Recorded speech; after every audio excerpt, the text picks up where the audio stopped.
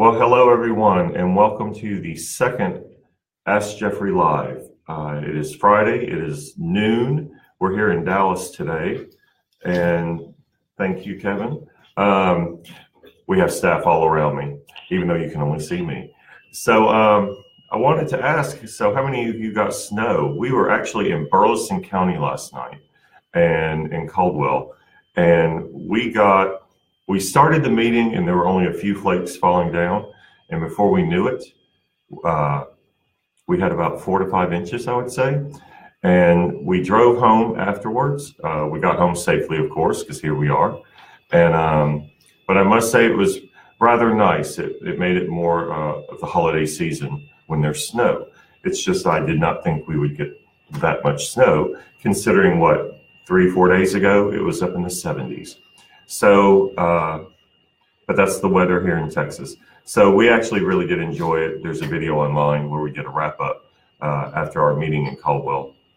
It's a very quick video because I was standing in the snow in my dress shoes, and dress shoes really don't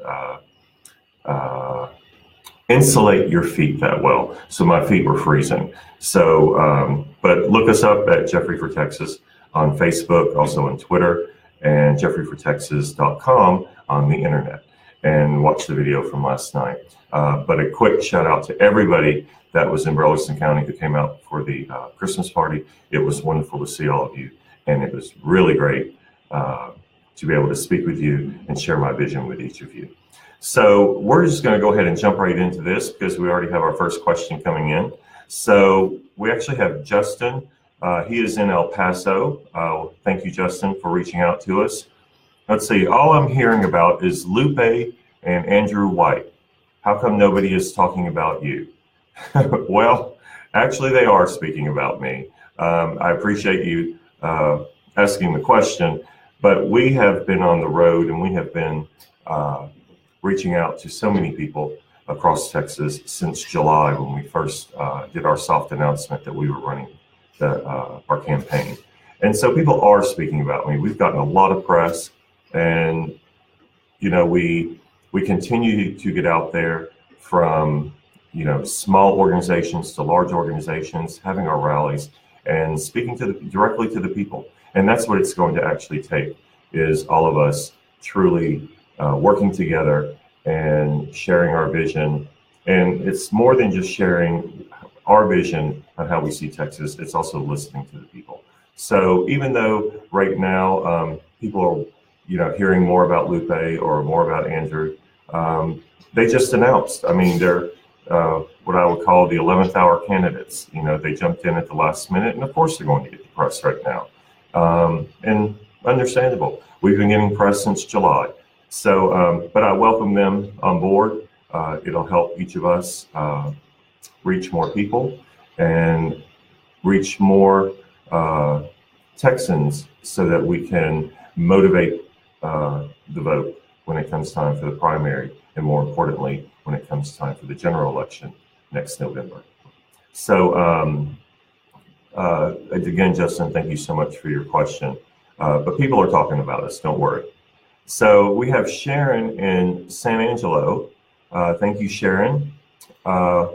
What are you going to do to improve proper health care for women in Texas? That's a very good question. Thank you, Sharon.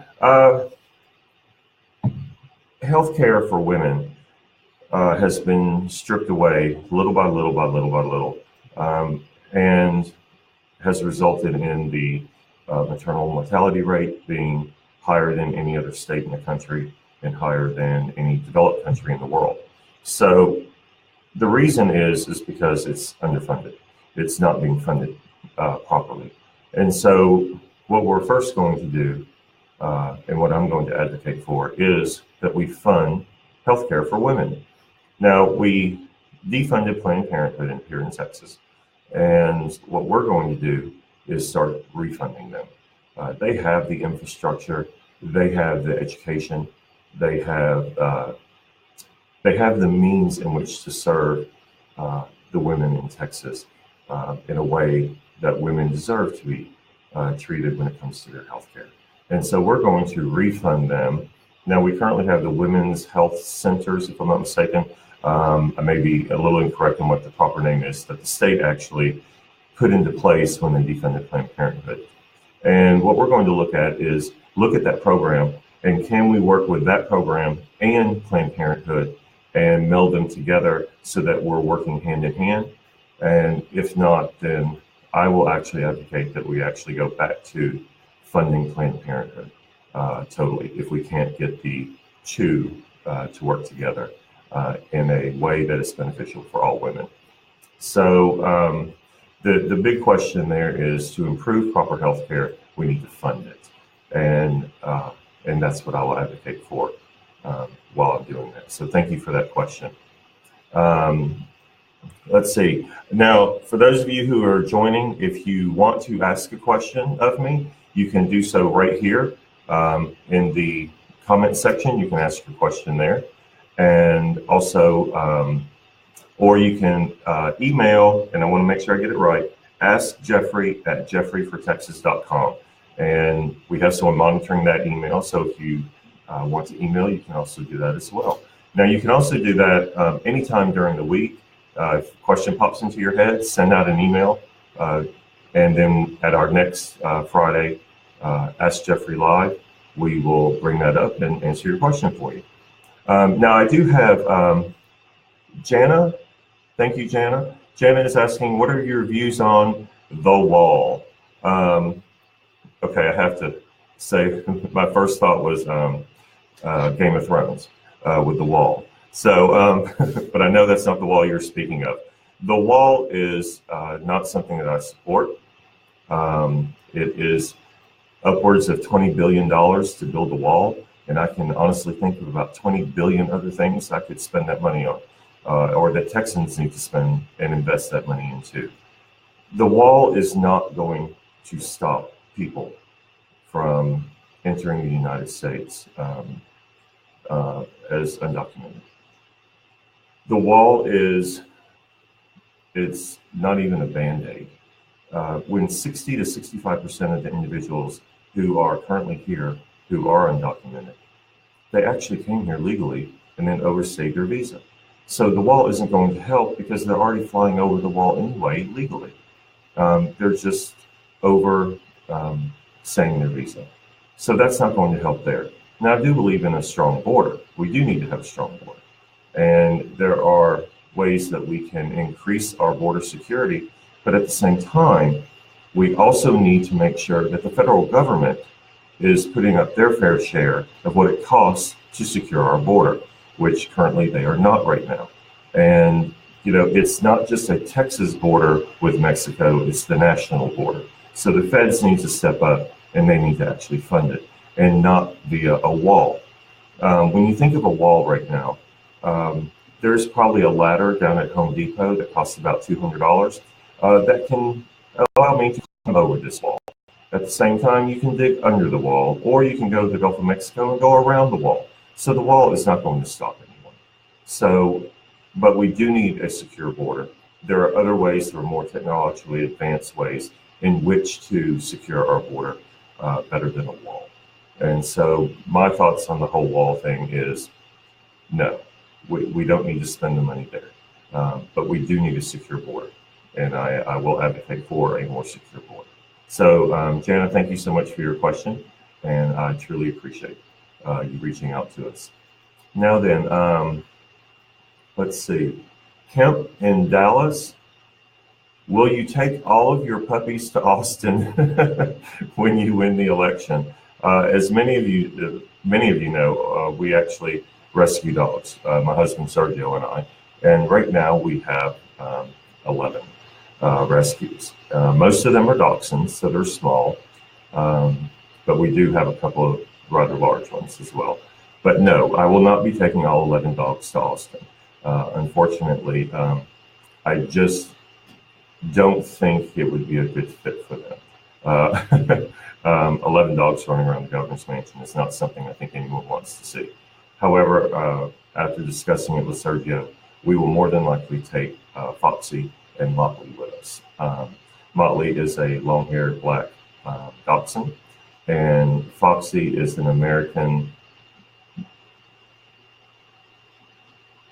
Malamute, if I'm not mistaken. I think that's how you say it. I probably just butchered that name. She's gorgeous. That's all I know. A big white fluffy dog.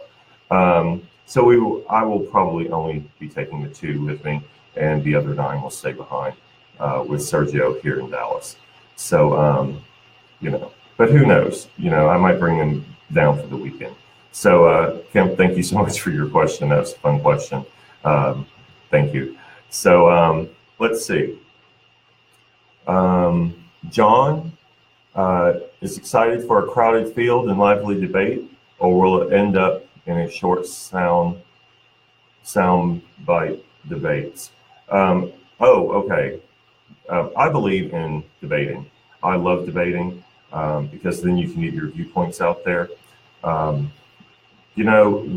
someone else answers a question is up to them.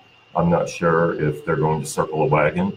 I've not seen any of my opponents debate before, so that'll be interesting to see. But my debate style is, if I'm asked a question, I answer the question. And, I don't beat around the bush. And so I'm not sure if the other candidates who are running on the Democratic side are going to, what their debate skills are. But I do look forward to a lively debate where we can actually debate the issues that are really of concern to Texans. So, John, I appreciate that. I'm excited about a crowded field so we can as well get our policies and get our vision of Texas out there, all of us, and let the voters decide who they want to support. But when it comes to how they debate, not real sure. I just know that when it comes to my being asked the question, you're going to get a straightforward answer. And so I appreciate that, John. Thank you for asking. Jeep is asking a question. Of the many issues to deal with, what is the one that sticks out the most to you? Jeep, thank you for that. I do get asked that a lot, to pick that one issue. It's hard for me to do that, but if I was going to have to pick one, it would be education. I believe our educational system is wholly unfunded. And what we need to do is close the loopholes on large corporations so that they're paying their fair share of the property tax. And when we close those loopholes and they actually pay their fair share, then we can actually fund education. But what we've been doing for years and years and years is handing over sweetheart deals to large corporations. They're not paying their fair share of property tax. And so the burden has been put on individuals within the state with their property tax. And thus it has resulted in higher and higher and higher property taxes, and yet we're getting less return on our investment. The state should be spending anywhere from 60 to 65, maybe even 70% of educational costs. And right now we're around 34, 35%. That's unacceptable. We're funding half of what we should be funding. And so, pardon me, when we close these loopholes on large businesses and stop giving away these sweetheart deals, then we're able to fund education in the way it should be funded. Now, understand too that I love big business, and I welcome big business into Texas because they do provide many jobs, many careers for people, and they do bring in revenue. However, big business needs to understand that they have a vested interest in ensuring that our children are educated, because one day we're all going to retire. Well, I cross my fingers. I hope one day I'm able to retire. But once we retire or a business grows and they need more employees, if we don't have the educated workforce for them, then who are they going to be able to hire? And so what we have to do is actually, get the big business to understand that they have a vested interest in making sure our children are educated. And when we do that, then we're properly funding our educational system. And that's the only way we can do it, because raising property tax on individuals is not the solution. We've raised it enough. It's going haywire. I can't think of another word. It's out of control on what we're putting on the backs of individuals who own homes, or even those who rent. They're paying property tax as well. And also, I do want, when we need to properly fund education, I know so many teachers, it's not even funny. And we've met with teachers, and we're meeting with teachers again in about a week and a half, because it's that important for us. But teachers are the only group of individuals, professionals that I know of, that will go out and buy their own supplies that they need for their classrooms. And, as a business owner myself, I own 5 businesses. If I ever went to one of my employees and said, hey, I need a whiteboard for the boardroom, and pick it up on Monday on your way to work, and by the way, you're paying for it, they would laugh at me. What profession do we have where we ask the employee to fund the items they need in which to do their job? So when I say we need to properly fund it, that's one of the things we need to fund too, to ensure that teachers aren't having to spend their own money in which to teach their children. That is not how this works. And so that is the other item when I say when we need to fund schools, that's the other way to do it. And by the way, on a side note, I know I'm getting a little lengthy on the education, but education is a huge issue. The voucher system, I can call it nothing but a scam. It is a way to give basically a coupon to those who can already afford private school to get a discount. And we're taking money out of public education and giving it to private schools. I don't support that. I believe that public education is supported by us through our property taxes, and property tax money should stay in the public school system and not be given away by the use of vouchers. So I will not advocate for vouchers at all. So I wanted to end on that. Let's see. So Jeep, thank you very much for that. But that is one of the bigger issues is education, and know that there's more to it than that. That's our first policy we'll be releasing next week. I'm very excited about that. So make sure you tune in, because we'll also have that video, plus our written policy on our website when it comes to education. That's our first release that we'll be releasing next week. So make sure you tune in for that. By the way, did any of y'all watch the first live stream we did last Friday? Because we do this every Friday from 12 to 1 and Central Standard Time, because I know some of you are in the El Paso area, so you're an hour behind us. So, it was fun last week, and we're doing this every Friday. It's just that last Friday and this Friday, I happened to be in Dallas. So we are actually, pardon me, going to be doing some of these while we're on the road. So you never know where I'm going to be. But if it's anything like last night, it will not be out in the snow. I promise you that. So let's get to our next question. Luann in Dallas.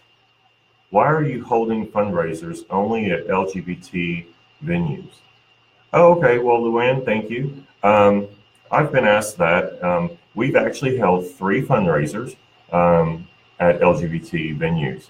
Of all the fundraisers, that's not even 1% of where we've held our fundraisers. I think that's just people notice that probably more than not, because I beg the question, when was the last time any candidate for an office held a fundraiser at, an LGBT venue, or a bar?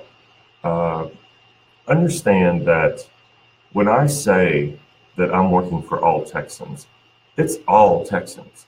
I'm not going to exclude an organization or a group of people simply because they want to hold a fundraiser on our behalf, because they're part of the LGBT community, or because they want to hold it in a bar. No one has brought up the fact that we've had other fundraisers in quote unquote straight bars.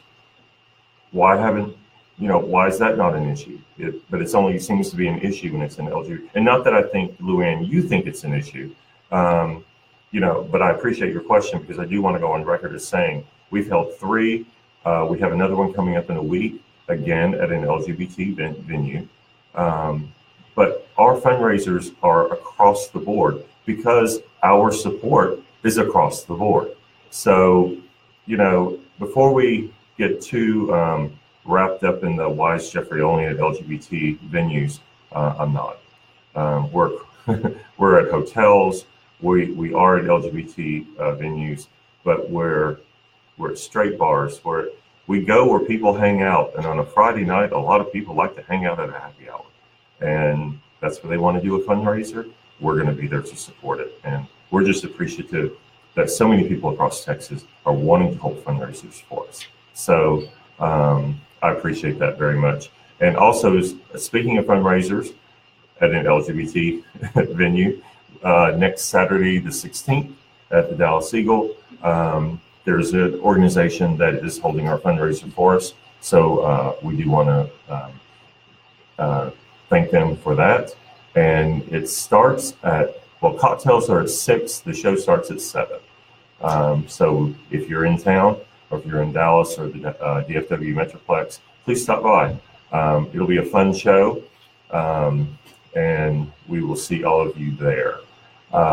Let's see. Bob in Houston is asking, you know what, I think I need to speak with my staff about how I can get this printed on my screen just a little bit bigger. I'm about to turn 50, and I'm telling y'all I can barely read. Okay, here we go. Bob in Houston. Now that Lupe Valdez and Andrew White have stepped into the race, are you going to quit? No. First of all, when it comes to Lupe, I think it's wonderful that in the state of Texas, of all states, that we can have 2 LGBT candidates in the race. I think that is historic, if nothing else. Who would have thought 20 years ago that a gay man and a lesbian would be running for the highest office in the state of Texas? So I think it's incredible. Andrew White, I know his father is a former governor. But I'll just go ahead and say it. We've been running since July. No one had to convince me. No one had to coerce me. No one had to sit down with me and have a heart-to-heart on, yeah, Jeffrey, you really need to do this. I'm doing this because I always felt like it was the right thing to do. It was time to give back.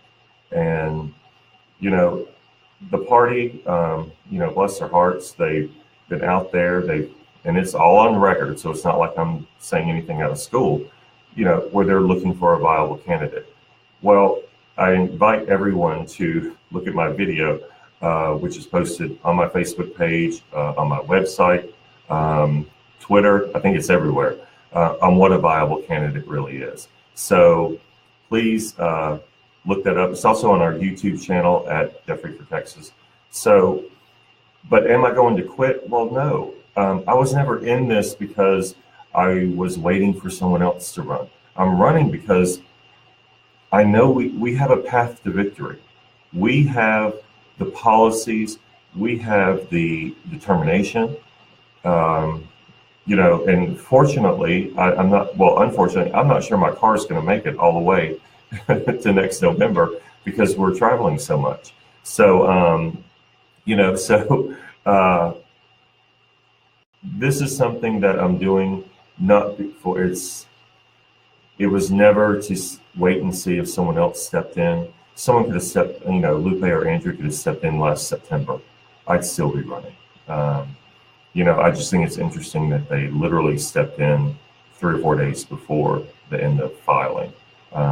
We've been at it because this is something we wanted to do, and we assembled the staff that we needed, the campaign staff and the volunteers across the state, a tremendous number of volunteers. So we know people are behind our campaign. We know people are listening. People are reaching out to us wanting to come to their meetings and speak with them. So, we're in it, and we're in it to win it. And, and I'm having fun along the way. I believe we visited the last Buc-ee's that was on the list. So when we travel, we're traveling. But we have hit, I think, every gas station between, well, all over the state, but especially the Buc-ee's. So, all righty. Pardon me, y'all. Let's see. I'm waiting for, there we go. Oh, Martin in Kansas City, Kansas. Martin, thank you so much for reaching out from Kansas City. Hopefully you'll move to Texas before the election. Let's see. Can someone outside Texas give to your campaign? Oh, very good question. And yes, the only requirement in giving to our campaign is you have to be a U.S. citizen. That's it. If you're a U.S. citizen, then yes, you can donate. Contribute to our campaign. So I appreciate that question. You can go to Jeffrey for Texas and .com, and you can make a contribution there. Now, also, when you make that contribution, we actually have thank you gifts. So for, and I'm doing this off the top of my head on pricing, I hope I get this right, but for $5, you can get, let's see, we have a bumper sticker, or you can pick our pen. Let's see, get it out of the light. There we go. Rise with Jeffrey. We also have t-shirts, which are $25. Rise with Jeffrey. And they're really soft too, by the way. I love these t-shirts. And we also have for, is it 30 or 35? 35? Okay. We have our hats. There you go. And they are actually union made. So we wanted to show that to everyone. They're made here in the United States. They're made by the union, and we support them. So very excited about our merchandise. We also have, but I believe we're getting more in on Monday. We have coffee mugs, and we have the tumblers, if I'm not mistaken. Mm-hmm. They come in Monday? Yeah. We ran out of those quickly. And we also have, the yard signs. As I do across the screen. And it comes with the little stand that you can stick into your yard. And those are $25. And, I do have a correction. The t-shirts are $30. I'm sorry. So that if you make a donation of a certain level, we go ahead and we mail you, or if you're here locally, we'll hand deliver it to you. But you can also, when you make your contribution to our campaign, we actually send you the thank you gift. So thank you. And again, jeffreyfortexas.com, and you can make a contribution, and then we'll send you your gift. So let's see, we have Jackie in Dallas. Do you know any other languages? Oh, well, technically, yes. I know American Sign Language. I personally have 80% hearing loss. I'm a lip reader, which makes for fun when people are standing across the room. I can actually know what they're saying. Pardon me. So I do know ASL. My husband Sergio knows Portuguese as well as Spanish. So I do not speak Spanish myself. I try to learn. I also tried to learn Portuguese from my husband Sergio. Neither one of those went well. I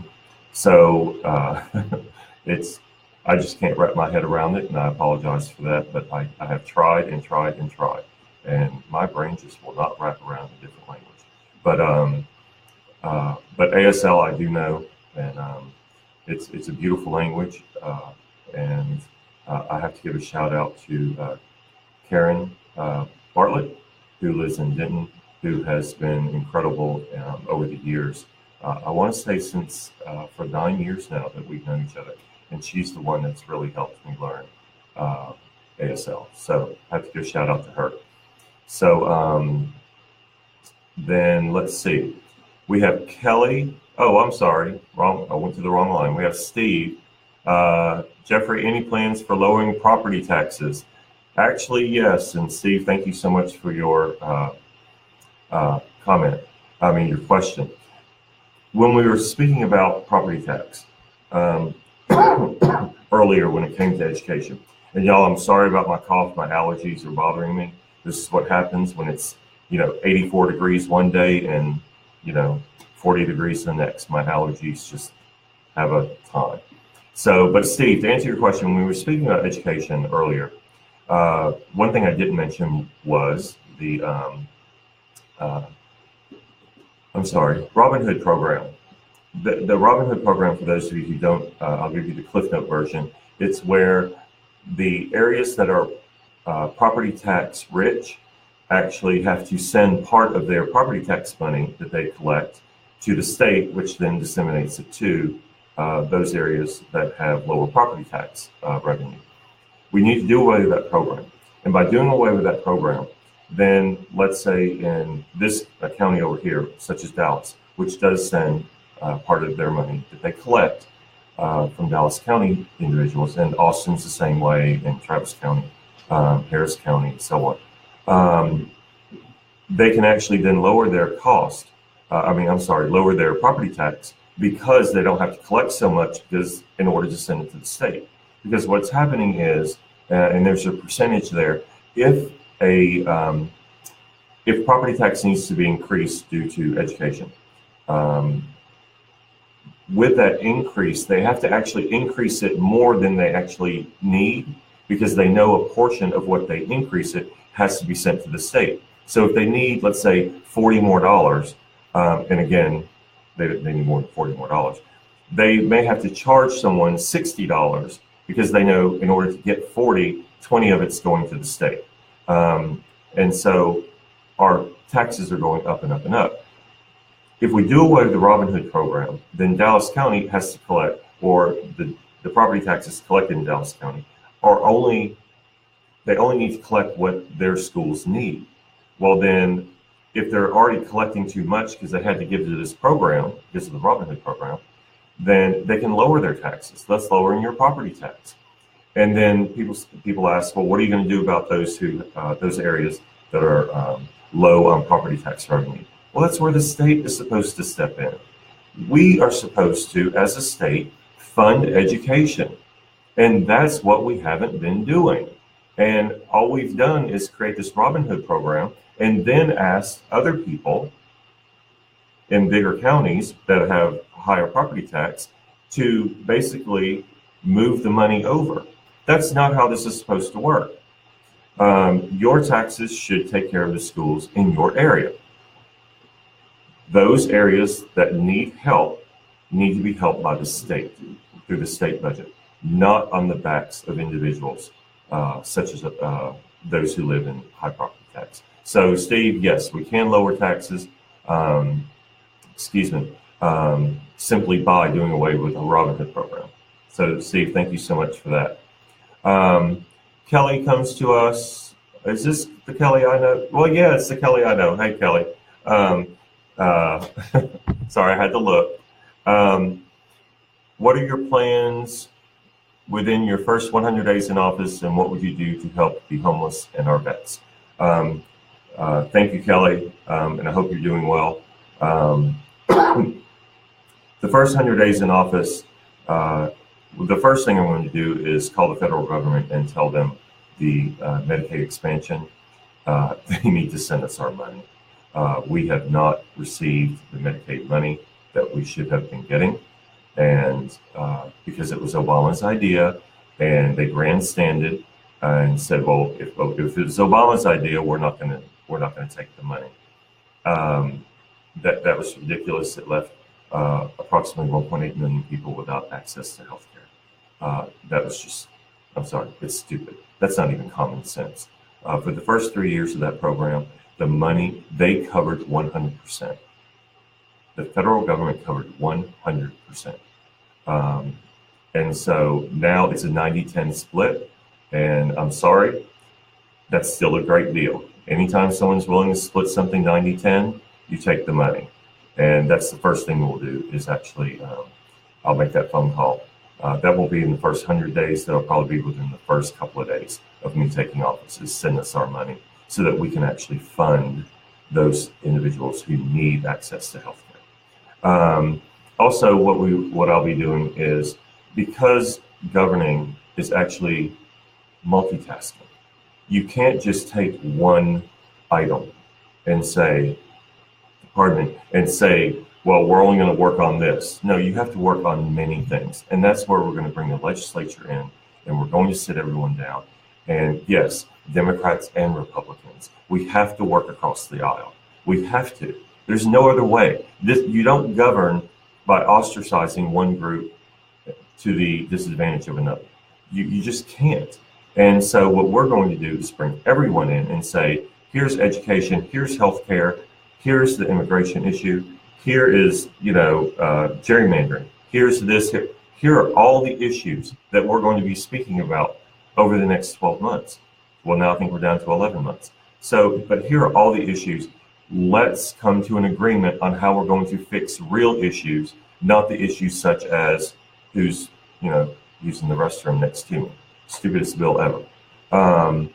What we need to do is all come together, and we don't need a governor who makes lists of people that don't agree with him, and then he attacks them. That's not leading. That's not governing. And what you deserve, what every Texan deserves, is a governor who's going to reach across the aisle, a governor who's going to bring in the people that may not agree with him and sit down. And that's where my mediation skills come in. I was a mediator for years.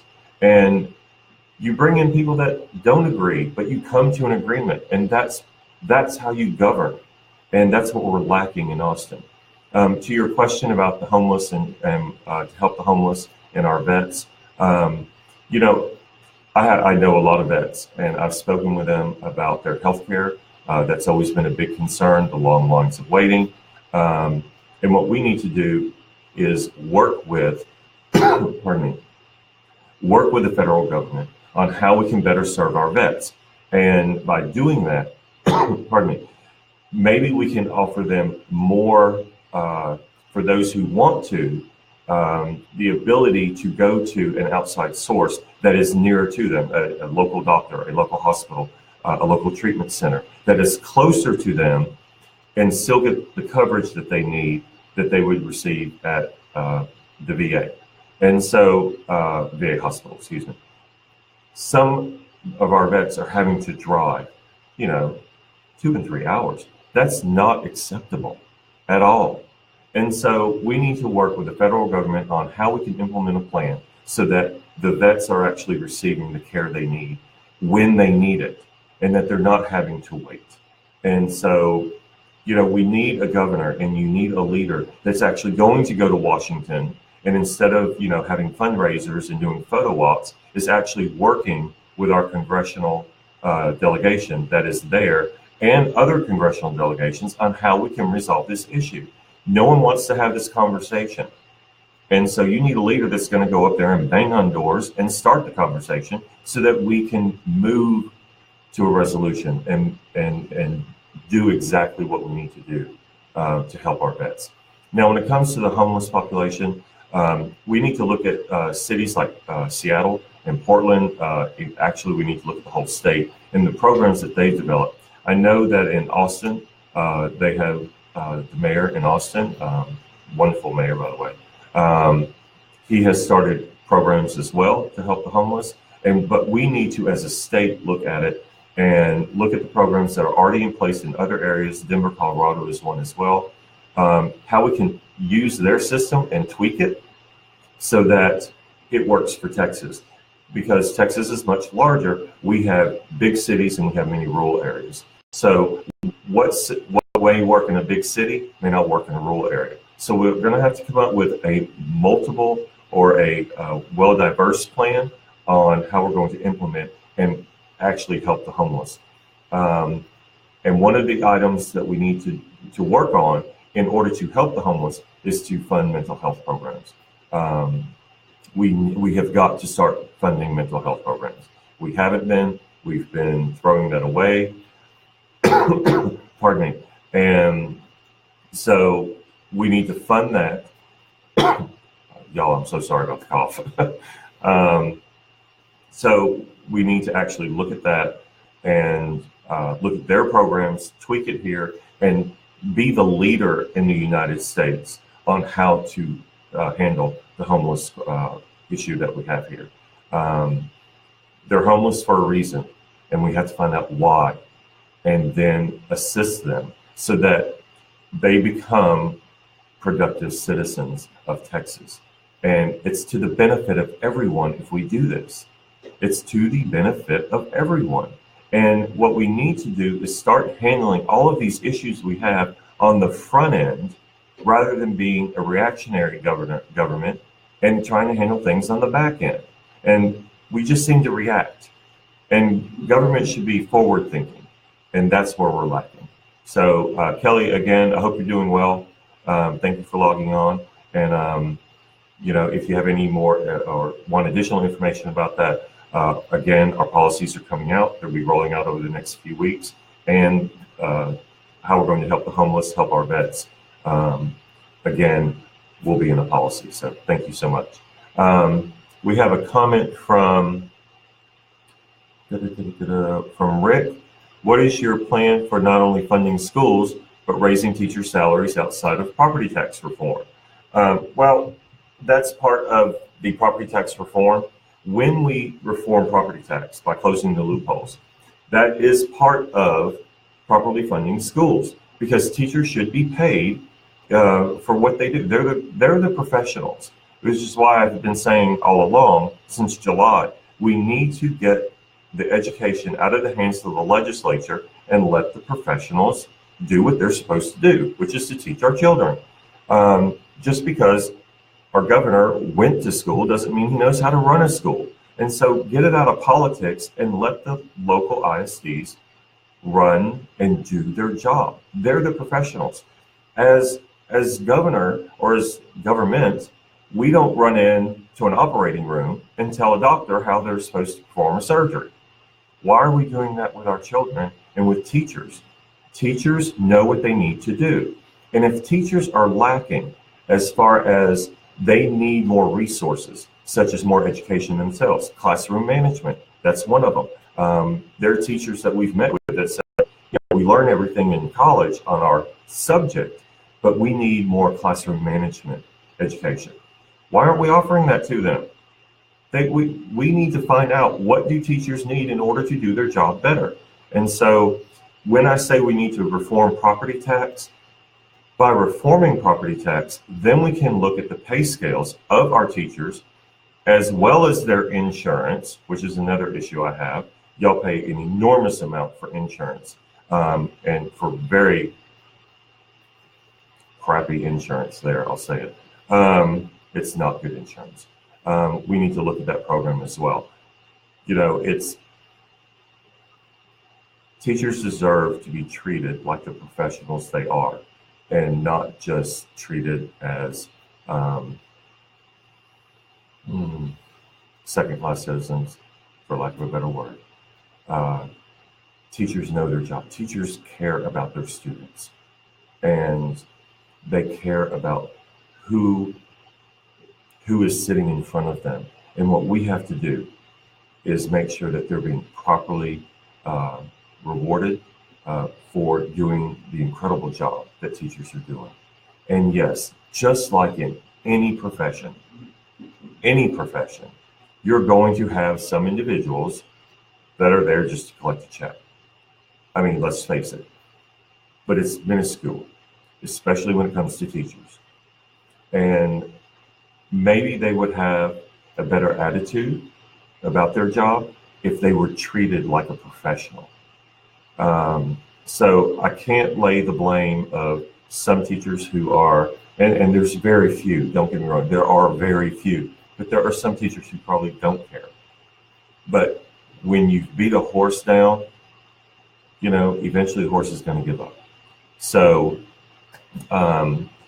teacher salaries need to be looked at, and they need to be properly paid, as well as their benefit program needs to be updated so that it is a actual benefit and not a burden. So Rick, I believe that was from Rick. Yes, thank you so much for that.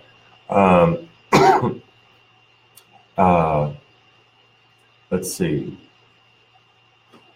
Steve commented. Steve that asked about the VA healthcare.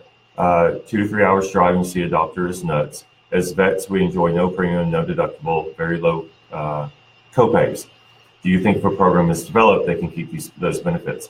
Steve, thank you. Yes, anytime I speak about, like for instance, in this case, where you can go to another hospital to receive treatment or to another doctor that's local to you, or another treatment center, it would be to work with that company so that, or that hospital, that location, that doctor, so that you're receiving the same benefit that you would receive had you gone directly to the VA hospital itself or a VA caregiver.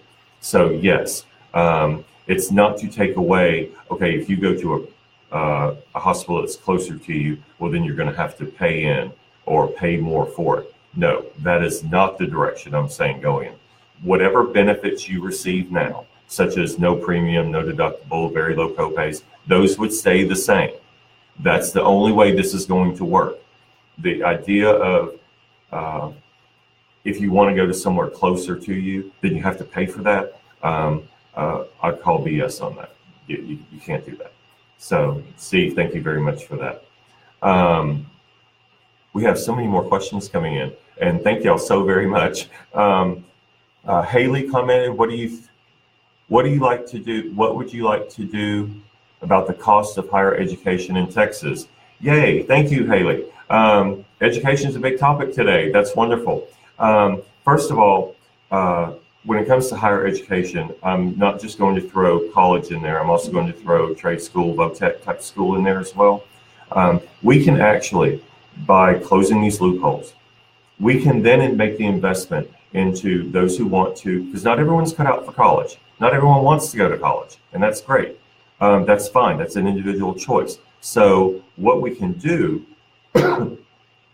is the state can actually fund VOTEC or trade school, whichever direction you want to go with the verbiage, so that when someone finishes that program, they actually come out not owing money, so that they immediately can go look for a job and become what? A revenue generating Texan. They're putting money back into the state by working. And that's what we want. We want people, we want Texans to be proud, to have a career, to have a job, to be able to support themselves and their family. And they can't do that right now because they're getting out of school with $50,000, $60,000 worth of debt. They can't do that.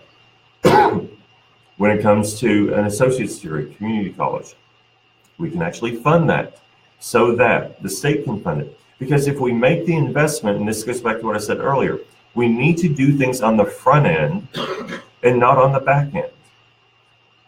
We can actually fund that.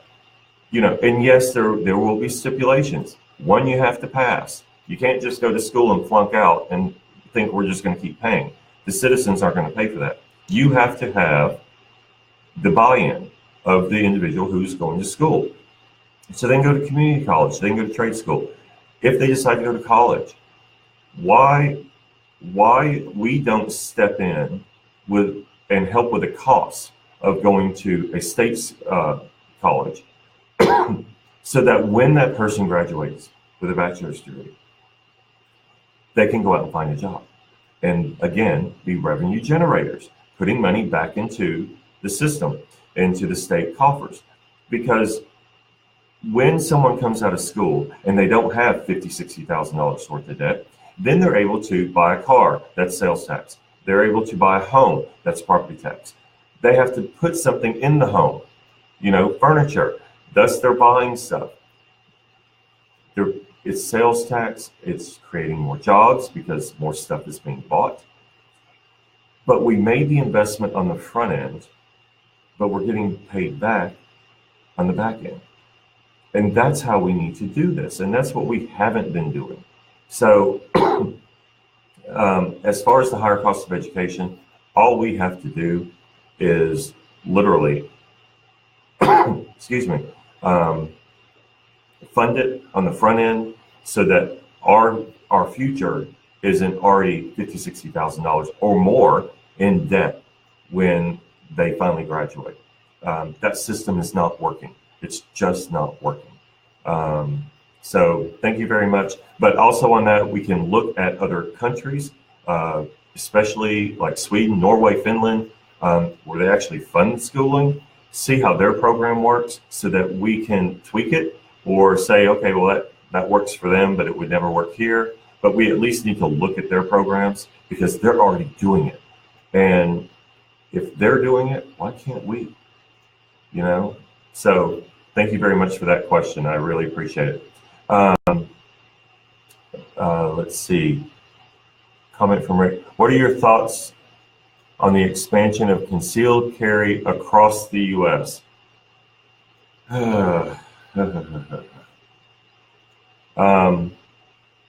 If you pass a background check, a thorough background check, there are certain places I still don't think guns need to be. You know, I'll be honest with you, Rick, I'm gonna be upfront with you. I have my personal beliefs, but as far as my public, I'm gonna be real upfront with you. I haven't made a decision on that. I have a hard time with concealed carry. I haven't really made that decision on which side of the fence I'm going to fall on. I know we're in Texas, and I would rather sit here and tell you that I haven't made my mind up about that yet than to circle a wagon or blow smoke up the butt. So, because I am an advocate for the Second Amendment. I truly believe in the Second Amendment. But where do we go from there? I believe the genie's already out of the bottle, you know, especially when it comes to military-style guns, such as MK-15s and such. People already own them, you know, and yeah, we can pass a law and outlaw the people who are lawful people will turn them in, but those who are going to break the law, they're not suddenly going to just say, okay, yeah, okay, here's my gun. So I appreciate the question. It's not that it's a delicate issue, it's how do you put the genie back in the bottle? Because it's already out. And I believe, Tracy, you were wanting to know my stance on gun control as well. I do believe we need to outlaw military-style guns. How we do it is going to be difficult, because you can go ahead and outlaw any future sales, but how do we go back? And here's what's going on. When it comes to background checks, if you buy it from a dealer, they have to do a background check. But if I go out and buy a gun, Tracy, I'm going to use you as an example. If you had a gun and I wanted to buy it from you, you just have to fill out a piece of paper. Do you know who you file that piece of paper with? No one. Not a single person. You just have a piece of paper so that if that gun ever shows up, you can say, no, I sold it to Jeffrey. But you didn't have to do a background check on me. You didn't have to do anything. And that's how it is at gun shows. You buy it from an individual, you don't have to run a background check. So yeah, there are things we can do, such as closing that loophole, where everyone has to have a background check run, a thorough background check. We also need to, when it comes to gun control, back to funding mental health. Right now, you know, if a family member sees that someone needs assistance because they are having a mental health issue, where are they turning? Where are they going? And, you know, there's no avenues for them. There's very few avenues, and most people don't know where to turn. So we need to fund mental health. We also need to make sure that the laws that are already in place are followed. You know, if someone has, you know, a certain record, criminal record, they should be popping up that they can't buy a gun, but not all of them are being reported. It's a very delicate weave, you know, on how you solve this problem. And, you know, and it is an issue, you know, but we have to start the conversation, and we have to do it without the input of special interests. We have to look at what's common sense, but we also have to look at the fact there are a lot of guns out there already. Bump stocks are already out there. Okay, you make them illegal. How are you going to get the ones that are out there already? Again, law-abiding citizens, they'll turn them in, but someone that's going to break the law, they're not going to suddenly feel like, hey, I guess they want my bump stock or they want my MK15, so I'll go turn it in. No, they're not going to. And then that's going to, again, will it force guns into the black market? So how do we deal with this? But we have to start the conversation, and we can't just sit around giving thoughts and prayers every time an incident happens. Again, I will be billed as the one who wants to take your gun away because I'm a Democrat, and that is not true. I have a gun. I own a gun. I'm going to keep my gun. I want you to keep your gun. I keep it for safety reasons. I don't hunt. But I know hunting is a tradition in Texas, and that's something I want to protect. But how do we deal with the larger issue of guns getting into the wrong hands? And unfortunately, because of a lack of leadership, we've had years of people just buying guns from each other and no record of who actually owns the gun. And so I think that's unfortunate, and it's going to take a very big and hard conversation with everyone on how we're going to deal with it. So thank you again. So I appreciate that. Let's see. Tracy asked, what are your thoughts on the tax bill that was passed? Well, fortunately, the House has passed their version. The Senate has passed their version.